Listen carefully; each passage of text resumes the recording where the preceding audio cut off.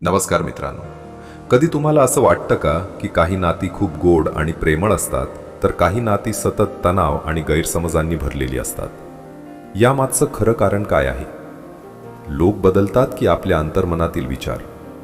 मागील लेसन 15 मध्ये अंतर्मन आणि आनंद आपण पाहिलं की खरा आनंद बाहेर नसून आपल्या अंतर्मनातून निर्माण होतो. आपले विचार, विश्वास आणि भावना यामुळेच आपल्याला आनंद किंवा दुःख अनुभवायला मिळतं. आता या लेसन 16 मध्ये अंतर्मन आणि मधुर नाती आपण जाणून घेणार आहोत की आपल्या अंतर्मनाचा आपल्या नात्यांवर कसा प्रभाव पडतो. नात्यांमध्ये प्रेम, विश्वास आणि समजूतदारपणा कसा वाढवायचा आणि अंतर्मनाच्या शक्तीचा वापर करून आपण सर्व नाती गोड आणि मजबूत कशी बनवू शकतो. जर तुम्हाला तुमची नाती अधिक प्रेमळ आणि आनंदी बनवायची असतील तर हा लेसन शेवटपर्यंत नक्की ऐका. तुमचं अंतर्मन म्हणजे जणू रेकॉर्डिंग मशीनच असतं. त्यावर जे काही ठसे उमटतात ते पुन्हा पुन्हा प्रत्यक्षात येतात. म्हणूनच हा नियम चांगले नातेसंबंध निर्माण आणि टिकवण्यासाठी अत्यंत महत्त्वाचा ठरतो. तुम्हाला इतरांनी तुमच्यासाठी जसं करावं वाटतं तसंच तुम्हीही इतरांसाठी करा. या शिकवणीत आंतरिक आणि बाह्य असे दोन्ही अर्थ दडलेले आहेत. उदाहरणार्थ, ऑफिसमध्ये तुम्ही एखाद्याशी प्रेमाने वागता पण मागे त्याच्याबद्दल टीका करता किंवा राग धरता, तर असे नकारात्मक विचार तुमच्यासाठी हानिकारक ठरतात. हे म्हणजे जणू विष पिण्यासारखंच आहे. नकारात्मक ऊर्जा तुमची शक्ती कमी करते आणि अशा विचारांमुळे मनात अडचणी व आजारही निर्माण होऊ शकतात. आनंदी नातेसंबंधांचं रहस्य इतरांच्या वागण्याचं सतत मूल्यमापन, विश्लेषण किंवा टीका करू नका. कारण तुम्ही जसं इतरांना मोजता तसंच इतरही तुम्हाला मोजतात. हा नियम नीट समजून घेतला आणि अंमलात आणला तर मधुर नात्यांची किल्ली तुमच्याकडे येते. मूल्यमापन म्हणजे अति विचार करून मनात निष्कर्ष काढणे. आणि लक्षात ठेवा, विचारांमधूनच वास्तव तयार होतं. त्यामुळे तुम्ही एखाद्या व्यक्तीबद्दल जे विचार करता तेच अनुभव तुम्हाला येतात. तुम्ही इतरांना जे सांगता तेच प्रत्यक्षात स्वतःलाही सांगत असता. कारण तुमचं मन हे एक निर्मितीचं माध्यम आहे. तुम्ही जसं इतरांचं मूल्यमापन करता तसंच तुमचंही मूल्यमापन होतं. तुम्ही इतरांसाठी जे निकष ठेवता तेच निकष तुमच्या अंतर्मनात तयार होतात आणि नंतर तुमच्यावरच लागू होतात. म्हणून इतरांविषयी चांगले विचार आणि सद्भावना ठेवा. तुम्ही इतरांसाठी जे चांगलं करता ते तितक्याच प्रमाणात तुमच्याकडे परत येतं आणि वाईट केलं तरी तेही तसंच परत येतं. दुसऱ्यांना फसवताना तुम्ही स्वतःलाच फसवत असता. मनातली अपराधी भावना वेगवेगळ्या प्रकारे तुमचंच नुकसान करते. अंतर्मन सगळं नोंदवतं आणि तुमच्या विचारांनुसार प्रतिसाद देतं. अंतर्मन निष्पक्ष असतं. ते कोणत्याही व्यक्ती, धर्म किंवा मतांचा पक्ष घेत नाही. तुम्ही इतरांविषयी जे विचार करता आणि अनुभवता ते शेवटी तुमच्याकडेच परत येतं. काही लोक नकारात्मक बातम्यांमुळे त्रस्त होतात.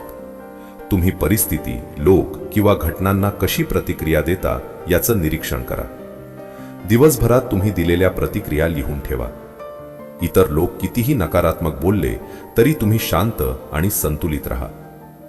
एखाद्या बातमीमुळे तुम्ही अस्वस्थ झालात तर त्याची जबाबदारी तुमचीच आहे. कारण नकारात्मक भावना तुमची शांती हिरावून घेतात. एक स्त्री सांगत होती, तिचा पती एका ठराविक स्तंभलेखकाचे लेख वाचून नेहमीच रागावतो. त्याचा रक्तदाब वाढत होता आणि डॉक्टरांनी त्याला तणाव टाळायला सांगितलं होतं. मी त्याचं समुपदेशन केलं. त्याला समजलं की एखादा लेख वाचून रागावणं म्हणजे भावनिक अपरिपक्वता आहे. राग हा शरीर आणि मनासाठी किती घातक आहे हेही त्याला कळलं.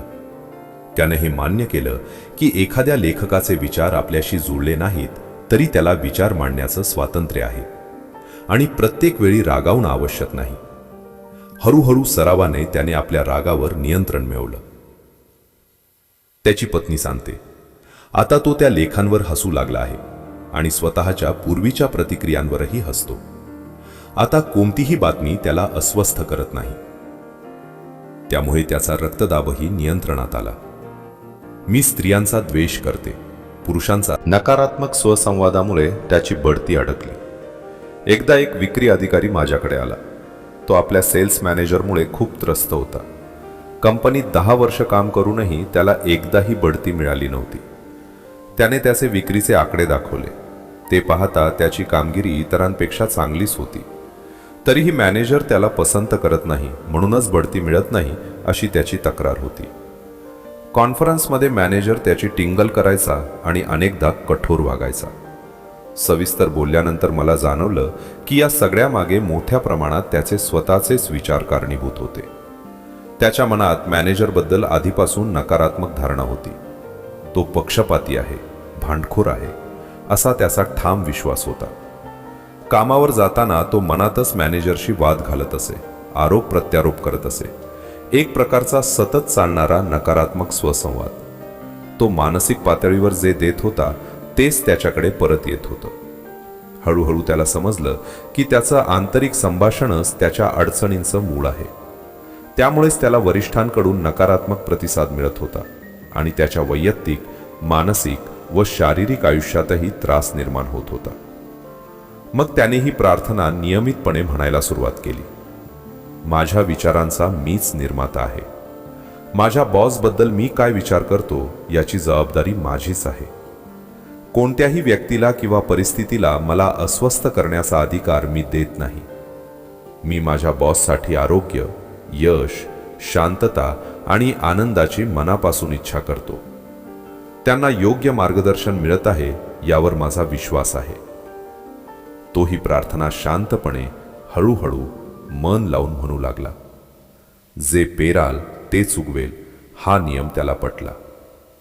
मी त्याला झोपण्यापूर्वी कल्पनाचित्र, व्हिज्युअलायझेशन करण्यास सांगितलं. त्याने मनात असं चित्र उभं केलं. मॅनेजर त्याचं अभिनंदन करत आहे, त्याच्या कामाचं कौतुक करत आहे आणि ग्राहकांकडून मिळालेल्या प्रतिसादाबद्दल त्याचं अभिनंदन करत आहे. त्याने त्या प्रसंगाची अनुभूती घेतली. हस्तांदोलन, आवाज, हसू सगळं जणू प्रत्यक्ष घडतंय असं. तो रोज रात्री हे मानसिक चित्र पाहू लागला. काही काळानंतर मॅनेजरने त्याला सॅन फ्रान्सिस्कोला बोलावलं आणि त्याचं अभिनंदन करून त्याला विभागीय सेल्स मॅनेजरची बढती दिली. त्याच्यासोबत पगारातही मोठी वाढ झाली. भावनिक परिपक्वता. इतरांचं बोलणं तुम्हाला त्रास देऊ शकत नाही किंवा राग आणू शकत नाही जोपर्यंत तुम्ही स्वतः त्याला परवानगी देत नाही. खरं पाहिलं तर दुसरी व्यक्ती तुम्हाला त्रास देऊ शकते ती फक्त तुमच्या स्वतःच्या विचारांद्वारेच. राग येताना मनात एक प्रक्रिया चालते. पहिल्यांदा तुम्ही ऐकलेल्या शब्दांवर विचार करता, मग रागवायचा निर्णय घेता, रागाची भावना तयार होते आणि शेवटी कृती करता, उत्तर देता किंवा प्रतिक्रिया देता. हे सगळं तुमच्या स्वतःच्या मनात घडत असतं. विचार, भावना, प्रतिक्रिया आणि कृती. भावनिक परिपक्वता म्हणजे काय? ती म्हणजे इतरांच्या टीकेला किंवा द्वेषाला लगेच नकारात्मक प्रतिसाद न देणं, बालिश प्रतिक्रिया टाळणं. कोणी निंदा केली किंवा अपमान केला तरी त्यावर कशी प्रतिक्रिया द्यायची याची निवड तुमच्या हातात असते. सुसंवाद, मानवी नातेसंबंध आणि प्रेमाचा खरा अर्थ. सिग्मंड फ्रायड यांनी सांगितलं आहे की प्रेमाचा अभाव असेल तर माणूस आजारी पडू शकतो. प्रेमात समजूतदारपणा, शुभेच्छा आणि प्रत्येकामधील दैवी अंशाचा आदर असतो.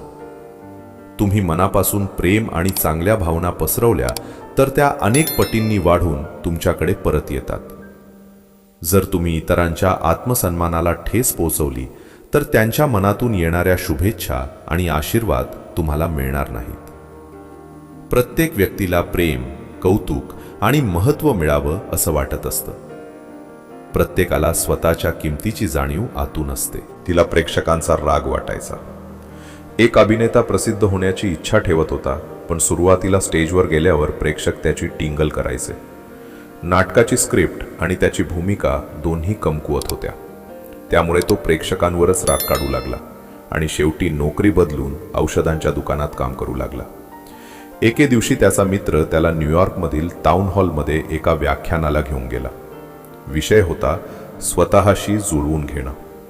त्या व्याख्यानानं त्याचं आयुष्य बदललं. त्याला समजलं की त्यानं परिस्थितीपेक्षा जास्त तीव्र नकारात्मक प्रतिक्रिया दिल्या होत्या. त्याची भूमिका विशेष नव्हती आणि त्याचं अभिनयही उत्कृष्ट नव्हतं. खरा दोष प्रेक्षकांचा नव्हता तर त्याच्या स्वतःच्या नकारात्मक ऊर्जेचा होता. मग त्यानं स्वतःसाठी आणि प्रेक्षकांसाठी प्रार्थना करायला सुरुवात केली. प्रत्येक प्रयोगापूर्वी तो मनातून प्रेम आणि सद्भावना पसरवू लागला. हळूहळू प्रेक्षकांचा प्रतिसाद बदलला. आज तो आपल्या क्षेत्रात यशस्वी ठिकाणी पोहोचला आहे. त्यानं प्रेम दिलं आणि तेच त्याला परत मिळालं. कठीण लोकांशी कसं वागावं? जगात काही लोक हाताळायला कठीण असतात, हे स्वाभाविक आहे. ते अनेकदा नकारात्मक विचारांनी ग्रस्त असतात. काही जण रागीट, उपहासात्मक किंवा कटू स्वभावाचे असतात. त्यांच्या मनात कडवटपणा भरलेला असतो. अशा व्यक्ती भेटल्यावर आपल्याला जशास तसं उत्तर द्यावं असं वाटू शकतं. पण तसं केल्यास आधी आपण स्वतः नकारात्मक होतो आणि त्याचे वाईट परिणाम आपल्यालाच भोगावे लागतात. त्याऐवजी वाईटाला चांगुलपणानं उत्तर द्या. त्यामुळे एक प्रकारचं मानसिक संरक्षण तयार होतं, जे इतरांच्या वाईट वागणुकीचा परिणाम तुमच्यावर होऊ देत नाही. तुमची करुणा त्यांच्यात बदल घडवू शकते. दुःखाला सोबत हवी असते. जे लोक सतत दुःखी, चिडचिडे किंवा द्वेषपूर्ण असतात, ते अनेकदा इतर आनंदी लोकांना खाली खेचण्याचा प्रयत्न करतात. मी दुःखी आहे तर इतरही दुःखी असावेत, अशी त्यांची मानसिकता असते. म्हणूनच म्हणतात, दुःखाला सोबत हवी असते. हे समजलं तर तुम्ही इतरांच्या वागण्यामुळे अस्थिर न होता स्वतः शांत राहू शकता. नात्यांमध्ये समानुभूती. एक तरुणी ऑफिसमधील दुसऱ्या मुलीचा द्वेष करत होती, कारण ती अधिक सुंदर, आनंदी आणि यशस्वी होती. त्यात भर म्हणजे तिचा साखरपुडा कंपनीच्या CEO सोबत झाला. नंतर एक दिवस ती मुलगी आपल्या छोट्या मुलीसोबत ऑफिसमध्ये आली. त्या मुलीच्या पायाला जन्मजात दोषामुळे स्टीलचा आधार होता.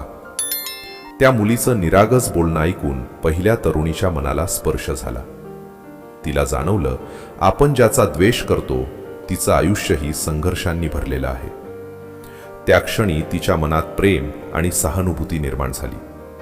ती तिच्याजवळ जाऊन तिच्यासाठी मनापासून प्रार्थना करू लागली. यालाच समानुभूती, एम्पॅथी म्हणतात. फक्त समजून घेणं नाही, तर स्वतःला त्या व्यक्तीच्या जागी ठेवून अनुभवणं. स्वतःचं संरक्षण करा. बाउंड्रीज ठेवा. इतरांना तुमचा गैरफायदा ठेवू देऊ नका. काही लोक तुम्हाला त्यांच्या मर्जीनुसार वागायला भाग पाडतात. म्हणून ठाम राहा, पण कठोर नाही. दयाळू राहा, पण गुलाम बनू नका. चुकीच्या गोष्टींना नाही म्हणायला शिका. तुम्ही या जगात तुमचं ध्येय पूर्ण करण्यासाठी आला आहात.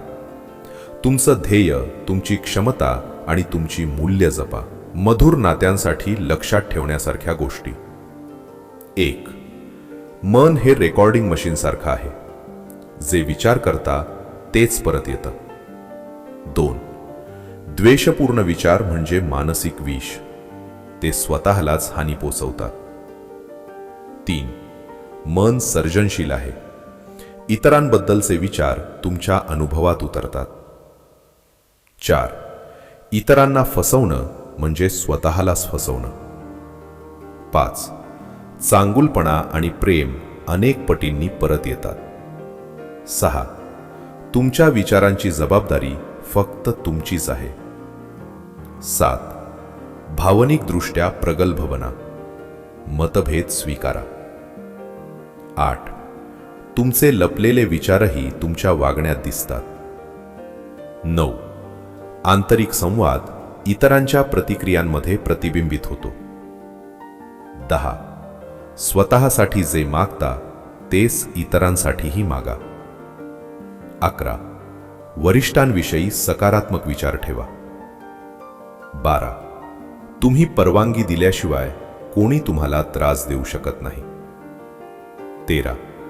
प्रेम म्हणजे समज, सद्भावना आणि आदर. 14. प्रत्येकामध्ये दैवी अंश आहे, म्हणून समजून घ्या आणि माफ करा. 15. इतरांच्या यशात